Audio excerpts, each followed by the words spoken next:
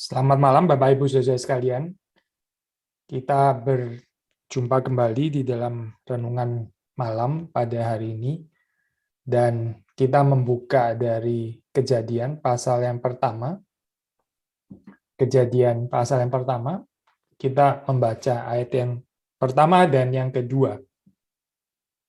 Pada mulanya Allah menciptakan langit dan bumi. Bumi belum berbentuk dan kosong. Gelap gulita menutupi samudra raya dan roh Allah melayang-layang di atas permukaan air. Demikian pembacaan firman Tuhan. Mari kita masuk di dalam doa. Tuhan berkati renungan pada hari ini. Tuhan yang menolong kami untuk bisa mengerti apa yang menjadi kehendak Tuhan dalam kehidupan kami, penghiburan yang kami terima, janji Tuhan, dan kami berdoa supaya Roh-Mu yang kudus boleh bekerja di tengah-tengah kami dengan creative power yang ada pada Tuhan, boleh terus recreate, menciptakan kembali kehidupan di dalam dunia ini yang porak-poranda, yang chaotic, dan Tuhan yang menolong kami juga boleh berbagian di dalamnya. Demi Yesus Kristus kami berdoa. Amin. So, ini renungan hari ini sebetulnya menyambung khotbah saya kemarin di ini ya, di Emery Berlin. Kemarin itu ini ya, saya ini apa menurut kalender gereja adalah minggu Jubilate atau minggu ini ya, minggu sukacita. Itu sukacita tentang apa? Yaitu sukacita tentang penciptaan yang dikerjakan oleh Tuhan, ya, creation, the joy of creation and new creation or new creation. Nah, maka kita membaca ini ya, masih di dalam ayat ini. Kemarin saya cuma bisa bahas sampai kepada ayat 2 bagian depan saja. So, saya pikir hari ini kita melanjutkan perenungan dari ayat yang kedua ini khususnya. Nah, saudara, kita membaca di dalam ayat kedua di sini dikatakan bumi belum berbentuk dan kosong ya. Itu tohu wabohu ya. Ini menarik saya bagian ini kalau kita membaca. Memang nggak gampang ya mengartikan tohu wabohu ini apa ya, without form and void, belum berbentuk dan kosong. Kalau kita search di Old Testament ya, di dalam Perjanjian Lama gitu, ini satu kalinya yang muncul di Perjanjian Lama, istilah tohu wabohu ini ada di dalam Yeremia 4 ayat 23. Yeremia 4 ayat 23. Saya akan membacakan ya bagian ini. Ini di only occasion yang muncul di Perjanjian Lama. Saya membaca dari Yeremia 4 ayat 22 ya. Lalu 23 ya saudara perhatikan. Sungguh bodohlah umatku itu, mereka tidak mengenal aku. Mereka adalah anak-anak tolol dan tidak mempunyai pengertian. Mereka pintar untuk berbuat jahat, tetapi untuk berbuat baik mereka tidak tahu.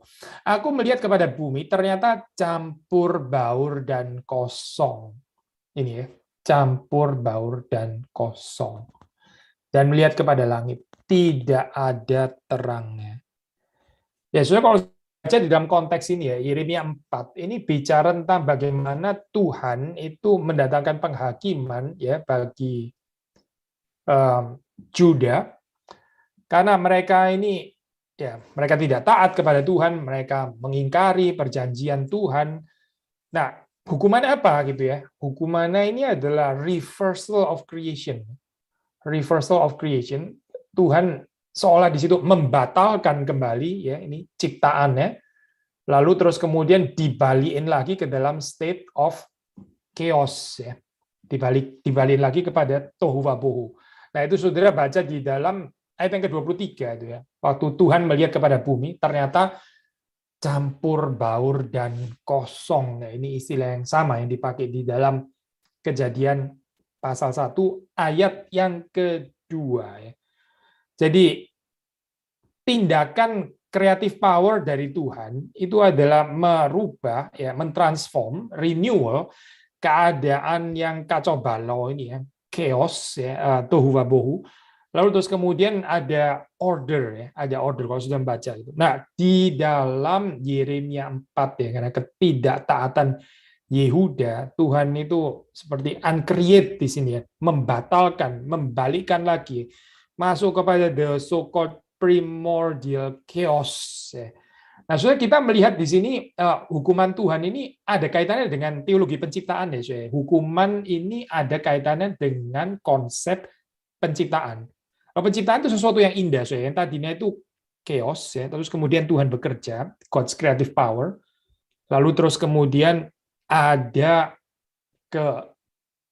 order ya, order of creation ya, seperti saudara baca di dalam cerita penciptaan. Nah, selalu ya, saya di dalam perjalanan sejarah itu ketidaktaatan manusia itu mengakibatkan ada bahaya, ada threat uncreation ini, saya masuk lagi kepada model chaos ya. Dan kita percaya ini bukan cuma di dalam zaman Yeremia saja, tapi ini adalah satu pattern yang bisa selalu terulang kapan saja, khusus saja waktu kita sebagai umat Tuhan itu gagal menyaksikan dan menaati Tuhan, menaati Taurat, ya, menaati firman Tuhan. Yang terjadi adalah model chaos ini, seperti reversal of creation, ya, balik lagi kepada keadaan tohu wabohu. Lalu bagaimana saya pengharapannya apa gitu dalam keadaan seperti ini? Nah, saudara membaca di dalam cerita Kejadian sekali lagi ya, itu dikatakan di sini Roh Allah melayang-layang di atas permukaan air. Jangan lupa, saya ini penciptaan ini meskipun secara specific attribution itu terutama to the Father, seperti kita bicara tentang penciptaan the Father, lalu terus kemudian penebusan redemption itu the Son, dan sanctification pengudusan itu the Holy Spirit ya. Meskipun demikian, kita percaya bahwa penciptaan itu adalah pekerjaan Tritunggal. Jadi yang mencipta itu adalah Bapa, tapi Bapa mencipta bukan tanpa logos, bukan tanpa firman, dan bukan tanpa Roh Kudus. Nah, maka sudah membaca di dalam bagian ini ya, ini pekerjaan penciptaan. Ini ada Roh Allah ya, melayang-layang di atas permukaan air. Kecuali Tritunggal yang bekerja, kecuali Roh Kudus yang bekerja di sini ya, nggak ada pengharapan saya kepada order itu ya. Creative power itu bukan dari manusia, tapi itu dari Roh Kudus. Kalau sudah membaca dalam bagian ini, khususnya akan kita membaca ayat kedua ya. Ini waktu saya mengatakan Roh Kudus bukan berarti mengeksklud Bapa dan Anak, bukan itu maksud saya ya. Tapi kita membaca di dalam penekanan ayat yang kedua nih, Roh Kudus lah itu ya yang bekerja.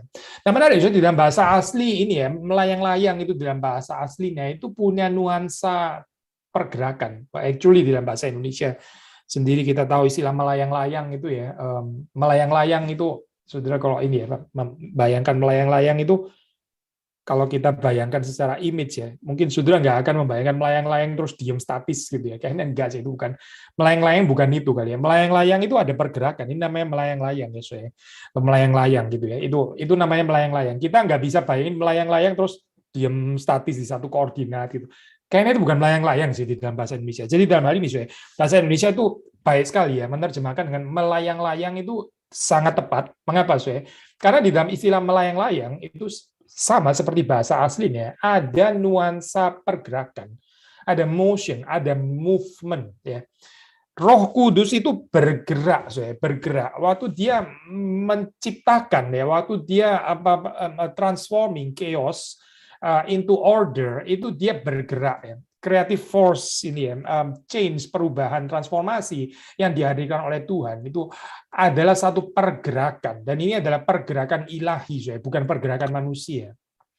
Sekali lagi ya, kalau kita mengharapkan transformasi ya kita mesti bergantung kepada kuasa Tuhan ini, bukan karena saudara dan saya kreatif dengan strategi manusia, kreatif dengan cara-cara manusia, dengan bijaksana manusia, dengan kita punya skill gitu, terus kemudian kita sangat bergantung kepada skill itu karena kita mungkin merasa lebih skillful dan sebagainya. Ini nggak ada pengharapan saya di sini gitu. Mungkin lebih mirip cerita Menara Babel, to be precise. Bangun menara itu perlu skill gitu ya. Tapi so far for human skill ya cuma sampai di situ saja gitu. Yang ada adalah tetap kekacauan nih, karena nggak ada God's presence di sana, nggak ada kehadiran Allah. Maka sudah membaca di dalam bagian ini ya, ini kebergantungan kepada kuasa kreatif dari Roh Kudus ini mutlak.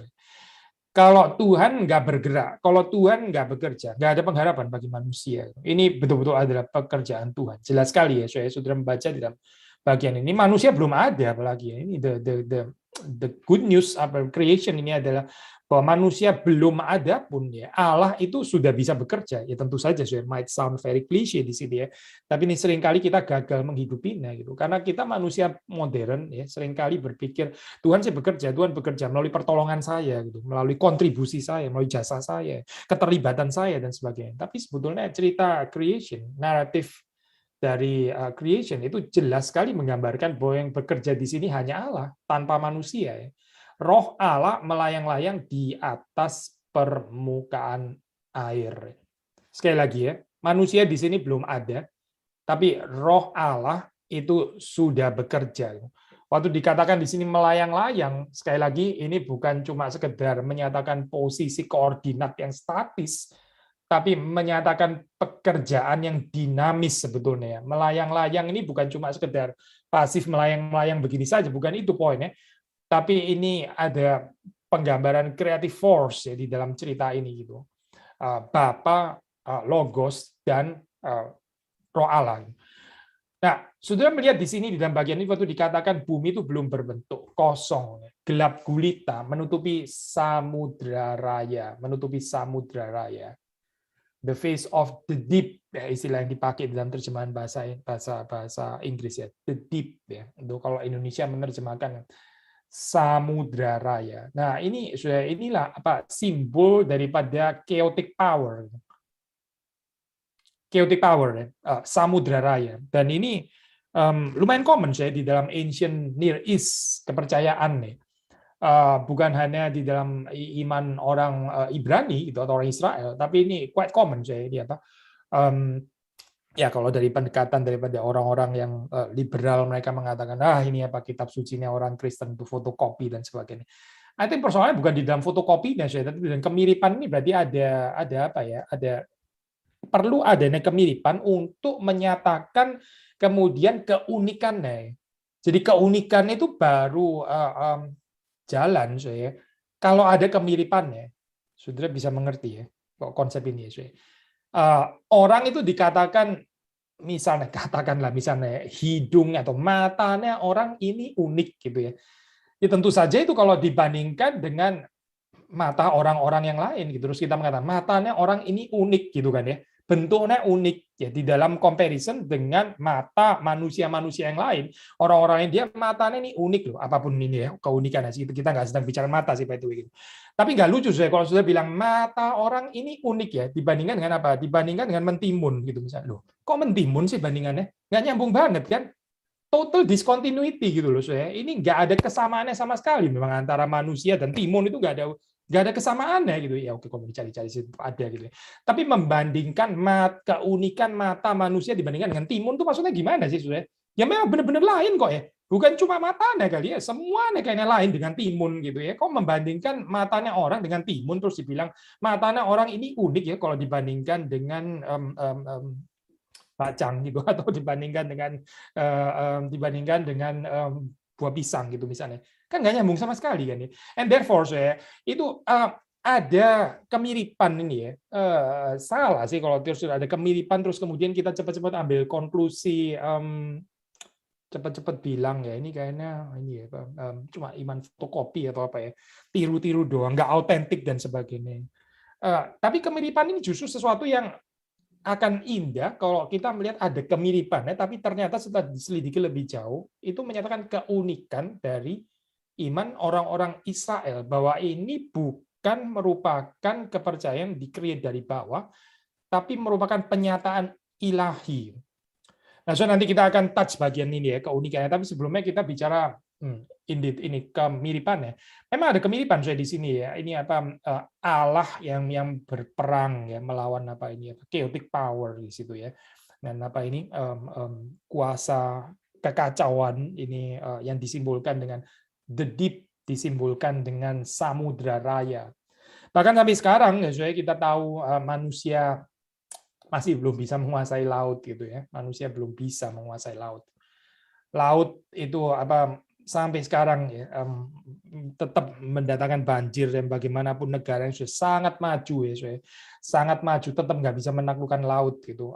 Nah, di dalam ini ya Pak, Genesis ini ya, again di dalam kemiripan dengan ancient Near East religions yang lain itu apa, laut atau samudra raya itu digambarkan sebagai chaotic power ini. And yet ini ya apa, seperti dikatakan dalam komentari, ini samudra raya ini bukan suatu primordial threat bagi Allah ya, bagi Allah yang dipercaya oleh Israel. Karena apa sih? Karena Allah sendiri itu berkuasa atasnya. Berkuasa atasnya dengan menyebut ya, menyebut namanya. Ini menarik ya, ini apa teologi menyebut nama. Menyebut nama itu kalau di dalam kepercayaan orang Israel bukan cuma sekedar menyebut nama, tapi memiliki kuasa atasnya. Makanya Tuhan tuh menyatakan namanya ya, itu bukan sembarangan. Makanya dikatakan juga jangan sembarangan menyebut nama Tuhan. Karena kita ini manusia, kita ini ciptaan, kita bukan untuk terus kemudian menyebut nama Tuhan dengan sembarangan. Dengan menyebut namanya kita seperti kayak ada kuasa terhadap dia gitu ya. Bukan itu maksudnya, tapi setiap kali kita menyebut nama Tuhan, kita menyebut namanya itu dengan hormat ya, dengan sikap yang beribadah dan menyembah. Itu menyebut nama Allah dengan benar.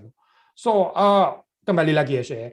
Tuhan tuh menyebut laut samudra raya, dia yang menamainya gitu. Berarti dia punya kuasa atasnya. Sekali lagi ya, bukan cuma sekedar menamai di dalam pengertian apa modern yang terus kemudian bisa diganti-ganti kapan saja, ini just a matter of vocabulary gitu misalnya. Bukan itu poinnya saya, tapi di dalam pengertian Tuhan tuh punya otoritas ya, punya kuasa atas apa yang dia namai. Nah, saudara kalau membaca di dalam Kejadian kan manusia juga diberikan kuasa untuk menamai ciptaan yang lebih rendah. Itu berarti manusia berkuasa atas ciptaan-ciptaan yang lebih rendah itu. Nah, jadi sekali lagi saya, meskipun ya ini adalah chaotic power, samudra raya, ini tapi Tuhan itu berkuasa atasnya. Nah, kalau saudara membaca sampai kepada cerita Exodus misalnya ya di dalam kitab Keluaran ya, ini Tuhan kan di situ apa ya, membelah ya, itu apa? Membelah parting Red Sea itu ya, Laut Merah itu ya. Menarik di situ kalau saudara membaca di dalam Exodus 14, 15 itu ya. Itu saudara membaca di situ ada istilah ruah ya. Tuhan itu membuka ya, menyingkapkan ini apa itu air itu ya, the deep ya, dengan ruah.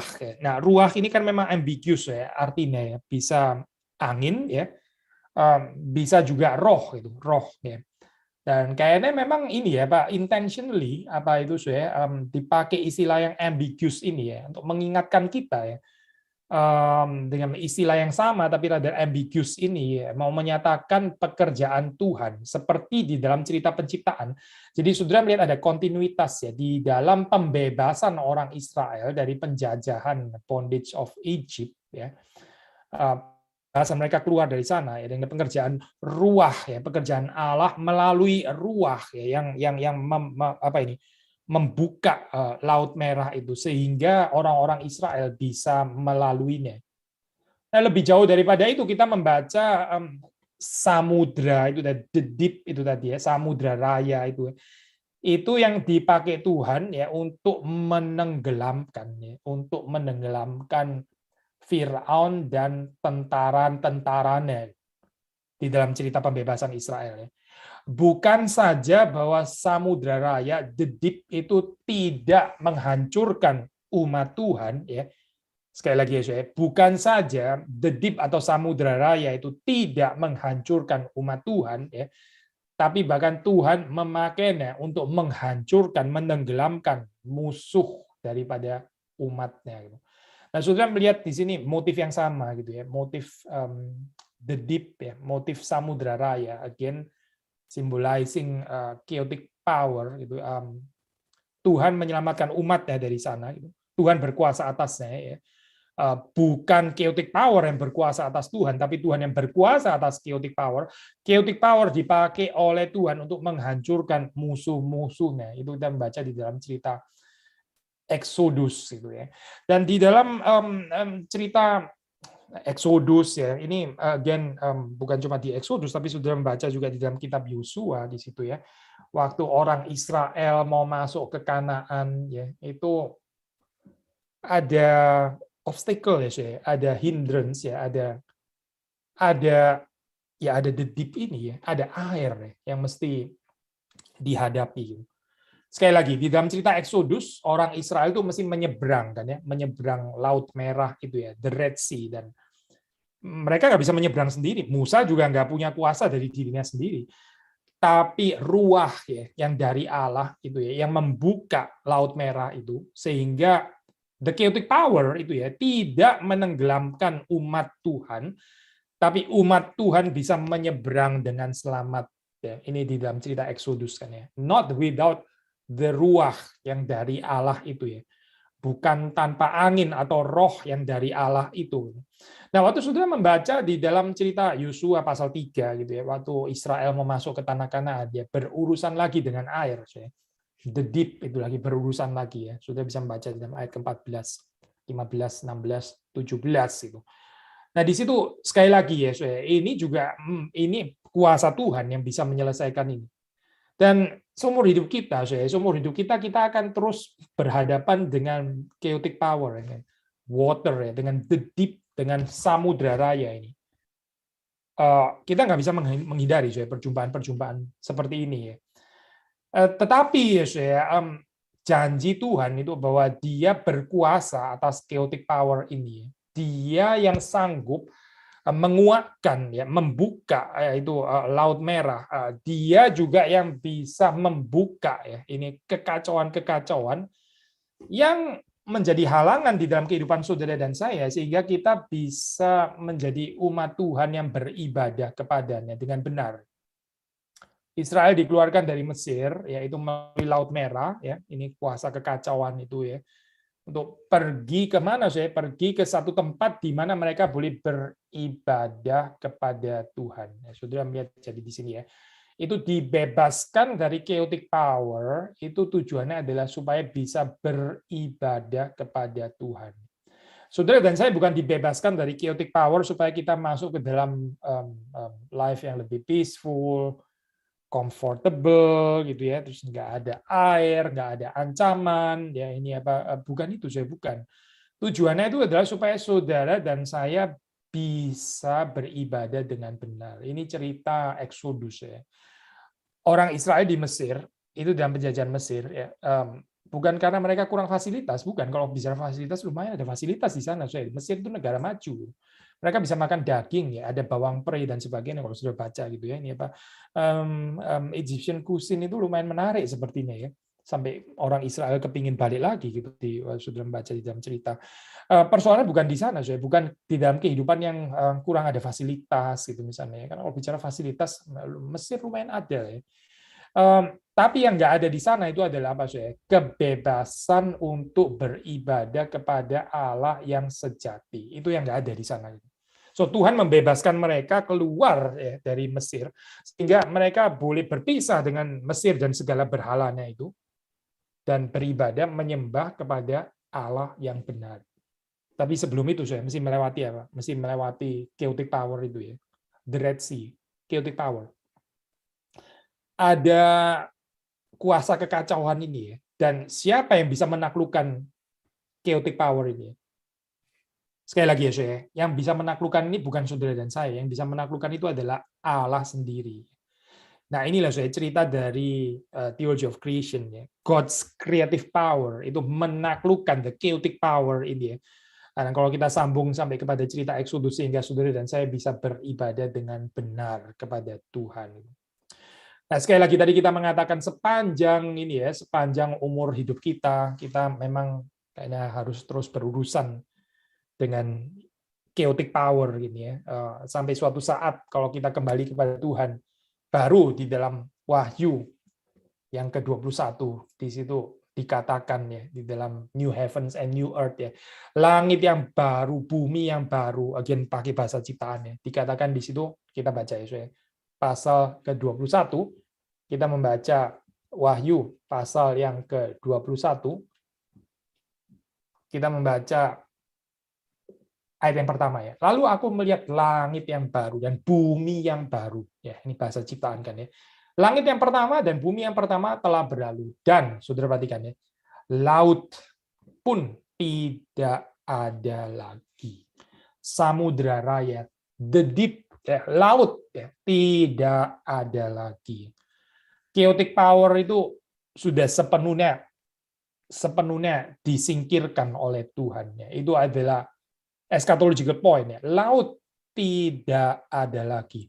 Berarti nggak ada lagi peperangan dengan chaotic power. Ini sudah consummation ya. Tetapi selama kita masih di dalam dunia ini ya kita menantikan janji itu. Kita masih berurusan dengan the Red Sea, kita masih berurusan dengan chaotic power. Kita berurusan dengan laut merah ya, laut merah yang kita perlu hadap, yang kita perlu seberangi.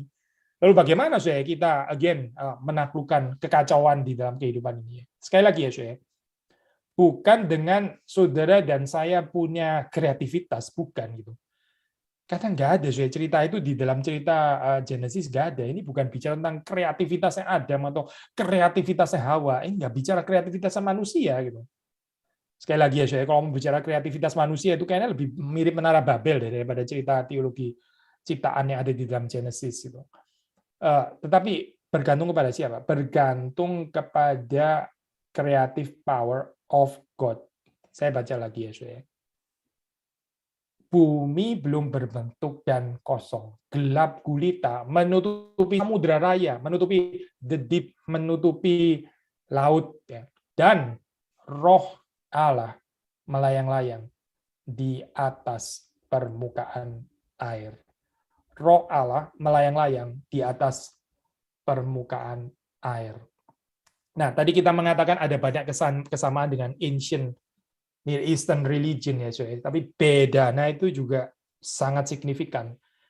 Kalau di dalam ancient Near Eastern religions yang lain, itu di dalam mitos mereka yang mereka percaya ya, pagan mitos mereka itu mereka percaya ini sendiri di dalam peperangan ya, ini apa chaos itu, chaotic power itu sendiri juga ada. Ini adalah semacam semacam dewa juga yang perlu dihadapi gitu. Perlu dihadapi oleh dewa yang lain. Jadi ini pertempuran antara dewa dan dewa yang lain. Itu di dalam kepercayaan yang lain. Tetapi iman yang dinyatakan ya, ini iman Israel yang dinyatakan dari atas ya, yang diterima oleh Israel dari Tuhan sendiri, dari Yahweh, itu mengatakan bahwa chaotic power itu cuma natural fenomena. Ini adalah ciptaan Tuhan, yang Tuhan sendiri berkuasa atasnya. Nah, menarik sekali ya, kalau saudara melihat di dalam bagian ini, justru teologi ciptaan di dalam Judeo-Christian tradition itulah yang mendorong orang untuk explore modern science, justru gitu, karena mengatakan apa yang tadinya dipercaya sebagai dewa dan sebagainya di dalam mitos pagan ini disebut hanya sebagai natural fenomena. Tapi sayang sekali ya, sekarang manusia modern justru berusaha untuk bukan saja tidak bersyukur, malah kalau bisa membuang Judeo-Christian tradition sekalian gitu. Apalah yang dinamakan Tuhan itu. Tuhan pun juga sekedar natural fenomena. Nah, ini kacau saya. Ini berarti balik lagi kepada state chaotic itu tadi ya. Seperti yang ditulis di dalam Yeremia. Waktu orang nggak mempercayai lagi. Waktu orang mulai menghina Tuhan, ya, dianggap sebagai proyeksi manusia dan sebagainya. Akibatnya apa, saya? Ya akibatnya manusia balik lagi kepada state of chaos itu tadi. Gitu. Dan sepanjang sejarah manusia, saya akan terus ada pattern seperti ini. Ya. Tetapi saudara dan saya yang percaya kepada Tuhan, ya. Kita yang percaya kepada Allah Tritunggal, kepada Bapa, Anak, dan Roh Kudus, ya. Saudara diundang untuk berbagian di dalam transformative power-nya Tuhan ini ya. God's creative power. Waktu kita bergantung kepada Dia. Waktu kita bukan bergantung kepada kuasa kita sendiri, tapi kita bergantung kepada kuasa Tuhan yang sanggup untuk merubah chaos kepada order itu ya. Sedikit mengulang khotbah kemarin di ini Emery Berlin, di situ waktu bicara tentang tohu wabohu itu kan, bicara tentang wasteland ya, bicara tentang land yang nggak bisa dihuni gitu. Ini adalah tanggung jawab kita ya, yang berbagian di dalam pekerjaan Tuhan. Bagaimana tempat yang nggak bisa dihuni, yang inhospitable ya, yang nggak bisa dihuni ini yang nggak bersahabat ya, menjadi hospitable, menjadi tempat, menjadi tanah yang bisa didiami. Dan sekali lagi, itu nggak bisa kita kerjakan dengan kekuatan kita sendiri, tapi seperti kita baca di dalam ayat kedua ini, ya, Roh Allah melayang-layang di atas permukaan air. Kiranya roh yang sama menggerakkan saudara dan saya dan mengundang saudara dan saya untuk berbagian di dalam pekerjaan yang kudus. Mari kita masuk di dalam doa. Tuhan, kami bersyukur untuk firman Tuhan, untuk narasi penciptaan yang kami bisa renungkan sekali lagi. Dan kami berdoa supaya narasi ini boleh Tuhan hidupkan di dalam kehidupan kami. Kami bukan hanya mendengar ini sebagai satu cerita anak-anak, atau apalagi sebagai dongeng belaka, tapi kami boleh dengan pertolongan-Mu bisa menghidupi cerita ini di dalam cerita kehidupan kami. Terima kasih Tuhan, Engkau terus memimpin kami ke dalam kehidupan yang terus dikuduskan oleh Tuhan, diberkati oleh Tuhan, berjalan di dalam kuasa Tuhan. Demi Yesus Kristus kami berdoa. Amin. Selamat malam Bapak Ibu saudara sekalian, Tuhan memberkati kita semua.